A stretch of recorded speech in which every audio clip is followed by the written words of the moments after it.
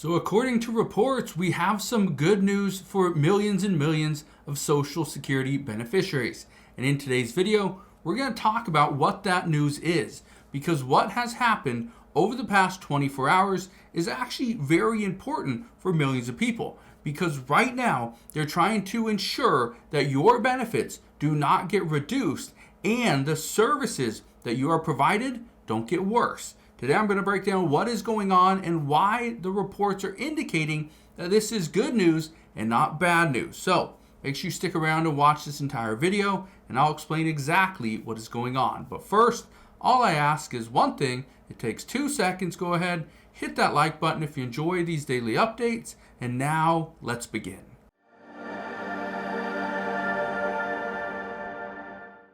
So good news for Social Security. Well, that's a change because recently we've been getting a lot more bad news and some problem news as well. I want to show you this. Look at this. It says the House GOP members warn the new Social Security head against further cuts to staff and service. Okay, so what's going on here? Well, this is what you need to know. Just today, okay, it says the Senate confirms Trump's pick to run the Social Security Administration amid the upheaval at the agency. Okay, let's talk about this. It says right here, in a 53-47 vote along party lines, 53 Republicans, 47 Democrats, says the U.S. Senate on Tuesday confirmed the nomination of tech CEO Frank Bisignano to be the next commissioner of the Social Security Administration. Okay. It says Bisignano, a donor to President Trump and the former CEO of payments technology company Fiserv, will lead the federal agency that runs programs providing retirement, survivor and disability benefits, as well as supplemental income for the very poor. Okay, this is big. But why? Well, again, this is a donor of President Trump. So obviously he sides with President Trump. President Trump is not going to go and try to nominate somebody that is not going to side with him. But this is why, again, some are going to say that's bad news. That's not good. This is why it's good news, though. I want to show you this. Okay, let me show you this right here. It says right here, a group of House Republicans are warning new Social Security Administration Commissioner Frank Bisignano against making more staffing cuts or shutting local offices at an agency that is seeing increasing customer service wait times. It says the plea to hold off on further agency cuts that could further deteriorate customer service that has been subpar in recent years came in a letter from 15 House Republicans shortly after the Senate confirmed Bisignano's on May 6th. Okay, now I want to show you this letter. Here's the letter right here.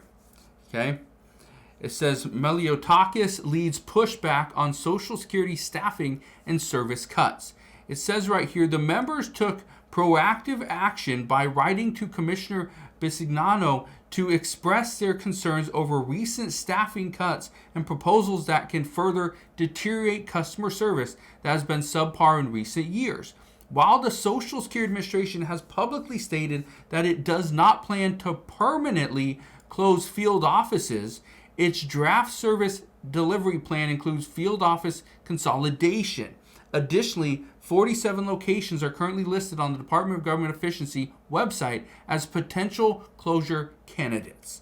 Okay, why is all this good news? Well, it's because of this letter right here. This letter that was sent and supported by these Republicans, 15 Republicans. You can see it right here. Being that Republicans are pushing back against the cuts to staff, to reducing the amount of offices, that's a problem. Let me read this to you. It says, and this is coming from a Senate aide, says Republicans and Democrats alike agree that there have been too many changes too quickly, and further cuts will only hurt beneficiaries more. This is what he says. He says, and I quote, additional cuts will be needed eventually, but we must get through the transition period first After we can improve the phone services and speed up the wait times, then additional cuts will occur. This goes for reducing the amount of SSA offices as well. We need to resolve the current problems before we make them worse. Okay. Now I want to read something to you. Look at this right here. It says, the agency's acting director, Leland Dudek, has announced plans to cut 7,000 of its 57,000 staff members, although personnel is already at a record low and the number of eligible recipients at an all-time high. Keep in mind right now, we are seeing about 11,000 baby boomers are collecting Social Security every single day. 11,000 new Social Security beneficiaries. That is a huge problem because we are seeing the size of the Social Security beneficiaries, the number of people is growing. That's a problem because we are seeing the amount of staff is shrinking. Now, I know what the Department of Government Efficiency has said is that, eventually this will be a good thing. When we shrink the size of the federal government, that means we can save more money. But in the meantime, it's going to be painful. Look at this. It says those advocates say changes like new requirements for beneficiaries, regional office closures, cuts to overtime pay, and plans to cut 7,000 jobs from the agency will lead to longer wait times for services for millions of Americans. Let's talk about this. Let's talk about the new requirements for beneficiaries. Okay, changes there. Now, here's the problem. We know there's a lot of changes coming. We heard this from several White House officials. Several people in the Trump administration are saying changes are on the way. However, what are these changes going to look like? Well, some say the changes are happening too quickly. We need to slow down. We need to make small changes, and there needs to be some time between the changes so we can adjust and adapt. Now they say regional office closures.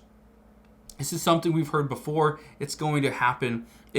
Some say it's needed because there's too many offices, and if we can consolidate those offices, we'll be better off. But we can't make all these changes at the same time we close the offices.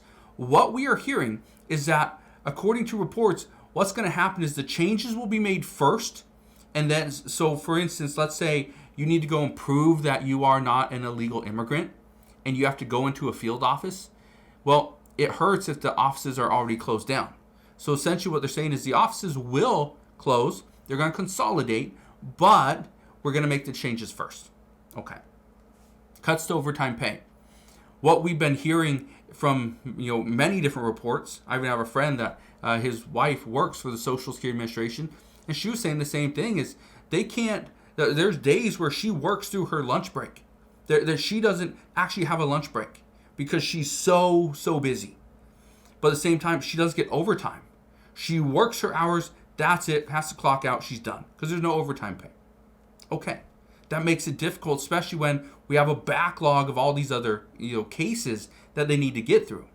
But according to reports, this will actually be good, because if we don't see more staffing cuts, just because we're seeing pretty much the elimination of overtime, and we can't do elimination of overtime and reducing staff, because as we reduce staff, we actually need more hours. So it means overtime. Okay. But what's happening right now is there's longer wait times. According to reports, we need to bring the wait times down. Instead of 2 hours to wait on the phone, we need to bring that down under 15 minutes. That's what we're hearing. That the wait times are just far too long. So until we can bring the wait time down, until we can reduce the amount of people coming into the Social Security Administration offices, until we can get through some of the backlogs of claims, then we can't make these massive changes yet. That's the good news, according to reports, is that the changes are coming, but it sounds like the Trump administration could potentially push off some of the changes until we get more stability.